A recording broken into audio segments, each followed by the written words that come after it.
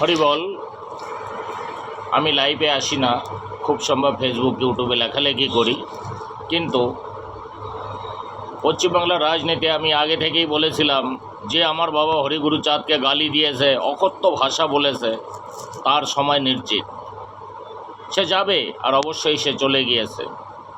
এবং আমাদের ভিতরে কিছু রাজনীতি করে যারা, বাবা শান্তনু ঠাকুর বলেছিল, যারা সিএর বিরোধিতা করছে, নাগরিকত্বের বিরোধিতা করছে, এরা একদিন পস্তাবে, এরা একদিন আফসোস করবে। দেখুন, সেই আফসোস হয়ে গেছে, এদের আফসোস হয়ে গেছে।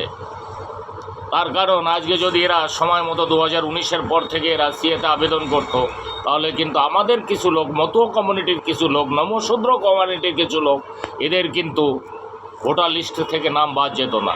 তাও গিয়েছে, কোনো সমস্যা নেই। আজ গিয়েছে তো কাল এসে যাবে।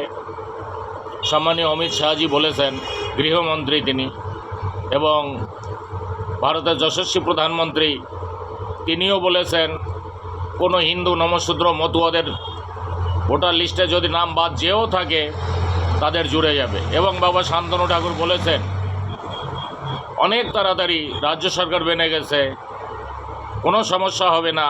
সিএ যারা আবেদন করেছেন, যারা পাইছে তাদেরও ভালো, যারা না পেয়েছে তাদেরও ভালো। আগামী দিনে আপনারা সিএতে নাগরিকত্ব পাবেন। আমার বাবা শান্তনু ঠাকুর তিনি ভারতবর্ষের প্রত্যেকটা রাজ্যে, প্রত্যেকটা জায়গায় গিয়ে মানুষের পাশে দাঁড়িয়েছে, মতুয়াদের পাশে দাঁড়িয়েছে, নমশূদ্রদের পাশে দাঁড়িয়েছে, এমনকি প্রত্যেকটা লোকের পাশে দাঁড়িয়েছে। অতএব শান্তনু ঠাকুর দুটো হতে পারে না, দুটো হয় না। শান্তনু ঠাকুর দুটো হতে পারে না, সে দুটো হবে না। আপনারা আগামী দিনে দেখতে পাবেন যে বাবা শান্তনু ঠাকুর আপনাদের সবার নাগরিকত্ব দেবে, দিয়েছে। অনেক মতুয়া, অনেক যারা তার বিরোধিতা করছে, অনেক বৌদ্ধপন্থী, আম্বেদকরপন্থী, বিভিন্ন ধরনের লোক রয়েছে, বিরোধ করেছে। কিন্তু তিনি যে বিজেপির রাজনীতি করেন কেন, এই কথাটা আমার স্বজাতি বুঝলো না, আর এরা বুঝবে না। এরা বিরোধিতা ছাড়া আর কিছু জানে না।